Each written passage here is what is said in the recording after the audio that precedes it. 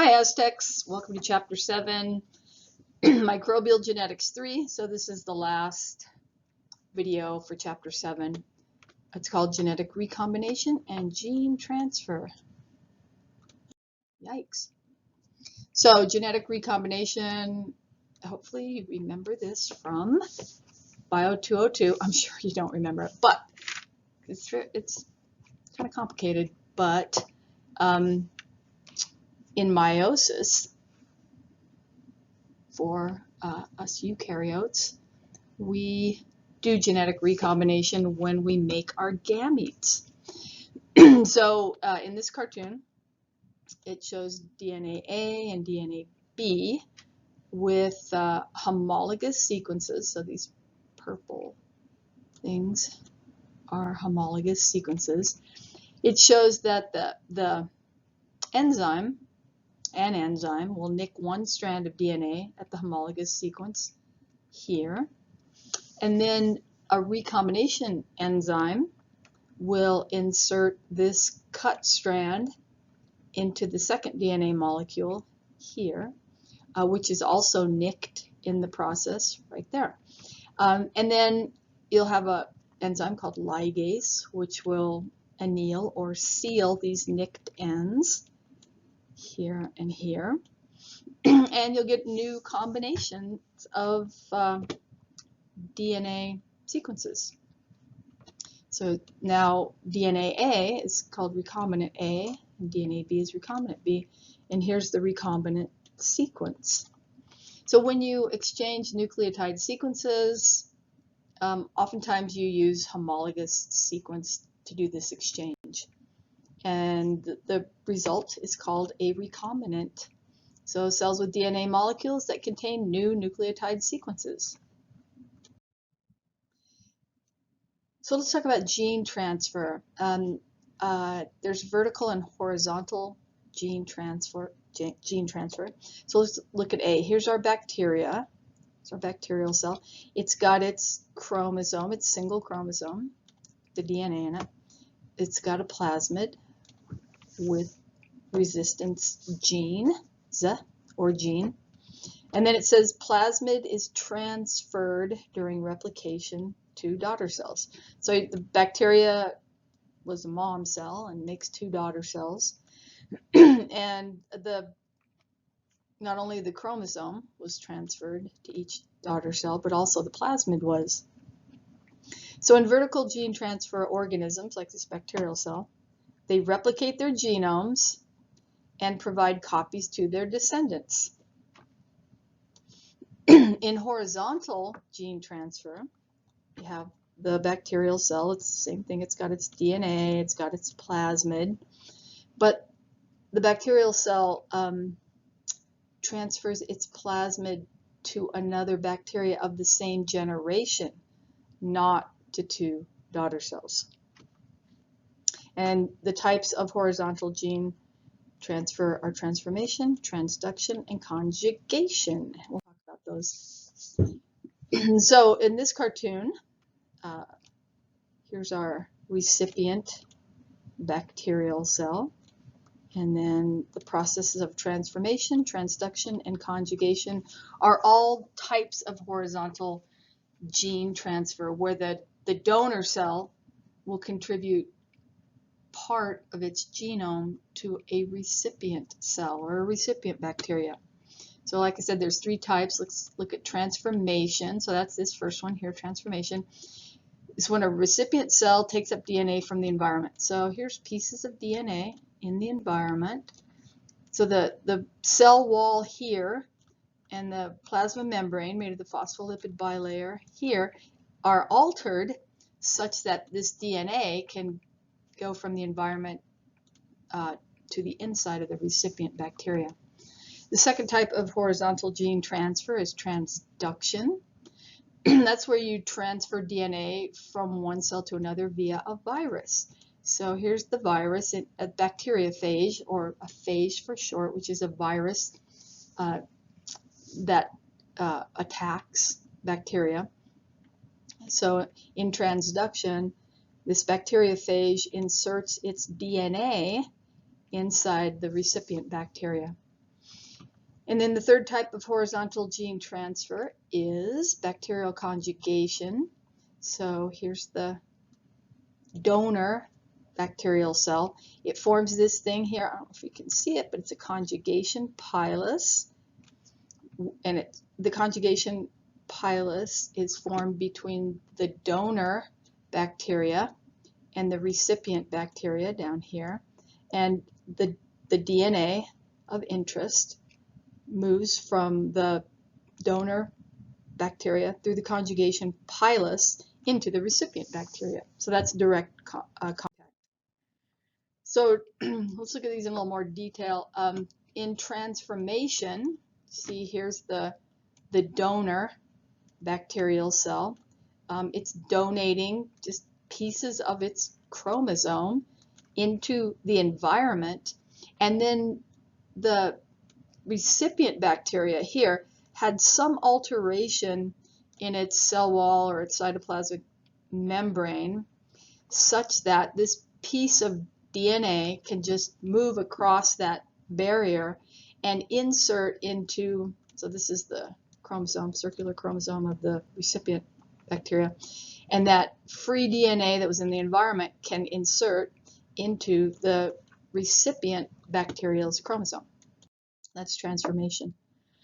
The next type of horizontal gene transfer is called transduction. So let's look at the cartoon. So here's a bacteriophage, and it lands on this host bacterial cell. So it's going to host the bacteria or the viral DNA, because remember, bacteriophage is a virus that will inject its DNA into the host bacterial cell.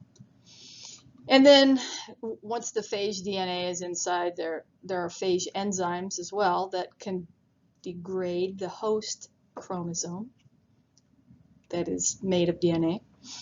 And then in step 3, the cell will make new phages, so it'll make all these parts of the phage, put them all together, but mistakenly the cell will also synthesize some host DNA. So maybe there's a little bit of this chromosome left here, and that piece of the host DNA got into the phage. Now usually these phages, they're just carrying viral DNA.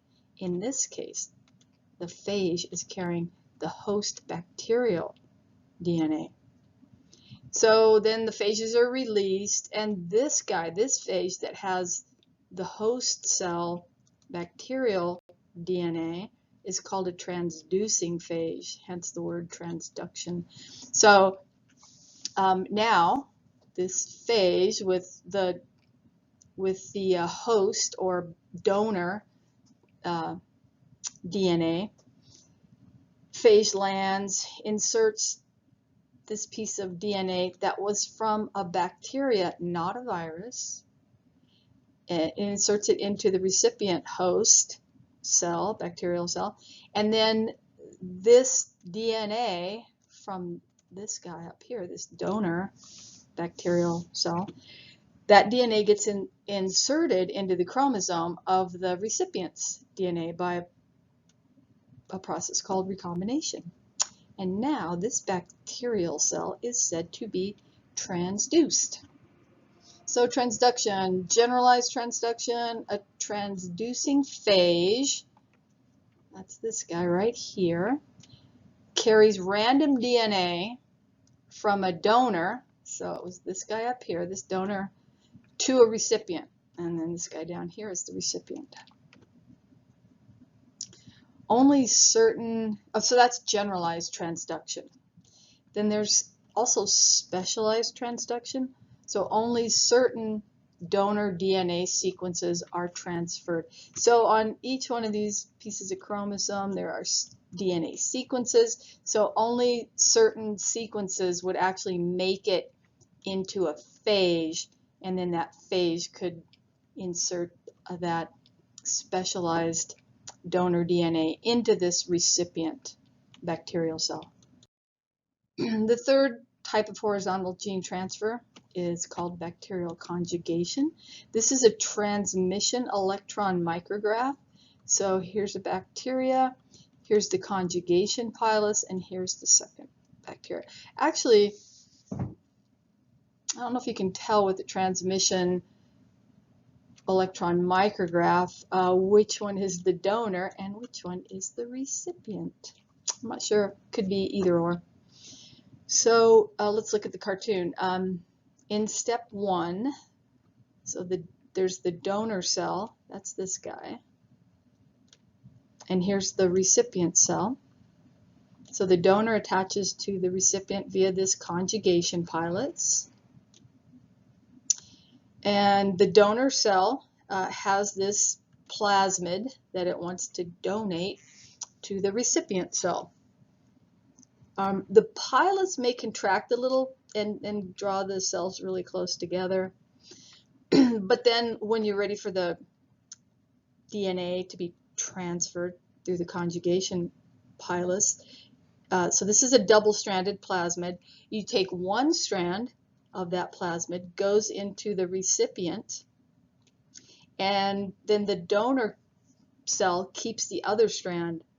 And then both the donor and the recipient synthesize complementary strands, so now they each have the double-stranded plasmid.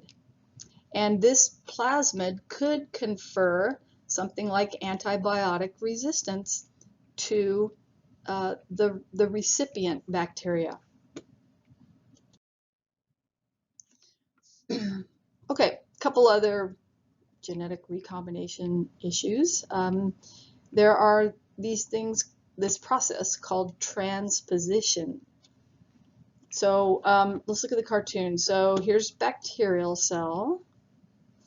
Here's its DNA in the single chromosome, and then you have this yellow piece here called a transposon. So this is a jumping transposon. So a transposon can move from one place to another on a DNA molecule. So the transposon, the jumping transposon, can just jump to another area on the chromosome of this bacterial cell. There's also replicating transposons. So transposons can replicate while they're moving around. So if they replicate while they're moving, you can have where you started with just one transposon here. If they replicated and moved around, now you have a bunch of transposons in the DNA of this bacterial cell. Transposons can also move on to plasmids. So here's a transposon in the chromosome of the bacteria, and it moves into the plasmid. And then the plasmid can be transferred to another bacteria via conjugation pilus. So transposons just are segments of DNA that move from one location to another in the same or different molecule. So if it moves within the chromosome, then it's moving, the DNA is moving from one location to another in the same molecule. If the transposon, that segment of DNA, moves from the chromosome to the plasmid, then it's a segment of DNA that moves from one location to another in a different molecule, so from chromosome to plasmid. And the result, when these transposons are moving around, is it's kind of a frame shift insertion, and they call it a transposition. Transposons all contain these palindromic sequences at each end. Of interest, a palindrome is like mom. So M-O-M is spelled the same way forward as it is backwards. So is the word radar or rotator. All of those are palindromes. All right, so now let's look at some viral diseases of the lower respiratory system in the context of talking about antigenic shift and antigenic drift. So this is kind of a cool cartoon. Here is, it's an influenza virus budding from a cell. So here's the single-stranded RNA molecule from the virus. And it's budding. That means it's leaving the cell that it just infected. So it's budding, and that now more viruses will be released to the world. So the single-stranded RNA is inside the virus capsid and the envelope. So let's see if this would be the capsid of the virus. And then here's the phospholipid bilayer that it stole from its host. And this is called the envelope of the virus. And then sticking out of the envelope are these molecules. Generally, you could call them spikes. That would be a real general term. But specifically, they are these molecules, neuraminidase and hemagglutinin. So for short, they call hemagglutinin HA and neuraminidase NA. Variations in HA and NA determine the type of virus. So maybe you've heard of H1N1. It's an influenza virus that has to do with neuraminidase and hemagglutinin, which are the spikes on a virus. So pathogens of seasonal flu. So this is not coronavirus. This is just a seasonal flu that we see all the time. There's 2 species of virus that cause the seasonal flu. Virus type A and B, they're orthomyxoviruses. They have spikes composed of this says hemagglutinin, or you could also call it hemagglutinin, and neuraminidase. They actually, these guys will provide attachment. So when these viruses go out into the world, they'll be able to attach to cells of the lower respiratory system and give you the flu. So these spikes are proteins, and so you have genes that will code. So remember, the DNA makes RNA, RNA makes a protein. These genes that code for these spikes are very variable.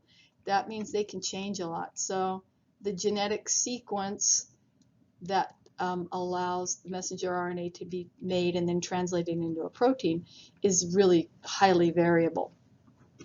So you can get new strains of these viruses via these 2 processes called antigenic drift and antigenic shift. That's why we have to get a flu shot every year, because of antigenic drift and antigenic shift, because these spikes are changing. So these spikes are the things that can attach to your cells. They change all the time. So you have to get a flu shot every year. I want to talk about this thing called an antigen. So an antigen is something that causes your immune system to produce antibodies against it.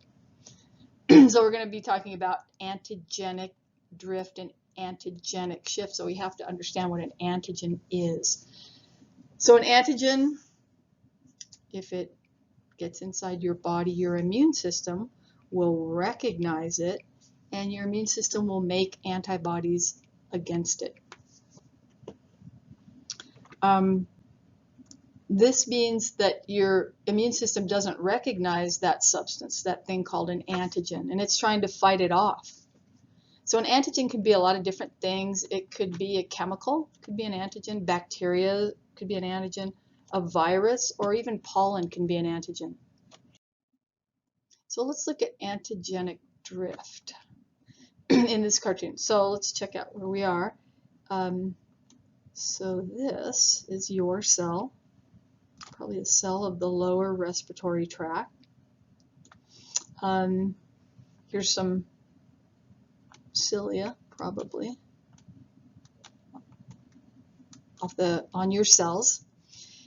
And it shows the influenza virus 1. So here it comes. Influenza virus 1 So it attaches to your cell, your host cell, some respiratory cell. It gets taken inside your cell, and here's the viral DNA or RNA. So it gets processed here. And then at step 2, it says mutations in antigen genes occur during replication within the host cell. So when you're replicating the DNA within the viral DNA in the host cell, there's a mutation. So the DNA that came in this virus got mutated, so the DNA that goes out in this virus will not be the same DNA that went in. So you go from being influenza virus 1 to influenza virus 1 prime, which is slightly different from virus 1. This is antigenic drift. So antigenic drift is the result of mutations in the HA and NA antigenic genes that we saw in the previous cartoon. This results in a slow, gradual change in viral antigens. That means the NA and HA spikes on this virus that got the NA and HA genes mutated, it's going to look a little bit different. It's going to attach to maybe different things or attach differently to your respiratory cells. Antigenic drift occurs when the viral genes mutate while they're replicating inside the host cell. Antigenic shift, so this is different. So again, here's our respiratory epithelial cell, and check it out, this is a little bit different than antigenic drift. In antigenic shift, we have virus 1 and virus 2, and remember all these little things sticking off here, those are HA and NA spikes on virus 1 and virus 2. They both get inside your respiratory epithelial cell, they both release their nucleic acid, and then what happens is genes and therefore antigens from both the viruses are incorporated into a new set of DNA and then put in a new virion. So whereas virus 1 and virus 2 went into your cell, what came out of your cell is influenza virus number 3. It's very different from 1 and 2. That means now you have a new virus and you have to get a new vaccine every year. So antigenic shift, it's a major antigenic change because you're taking DNA from virus 1 and 2 and making virus 3. And it results from the reassortment of genes from different influenza A viruses infecting the same host cell. So they're calling this influenza A virus. They're both influenza A viruses. They have a little bit different genotype. And when they go in, their genotypes mix, and what comes out is influenza virus 3, with a very different genotype. Antigenic shift involves 2 or more viruses, so we showed that, virus 1 and virus 2, and they exchange genetic information. If antigenic shift occurs, most people may have little or no immunity against that virus. So this is a scary one, antigenic shift, because this is a whole new virus that you haven't seen before. And that's the end.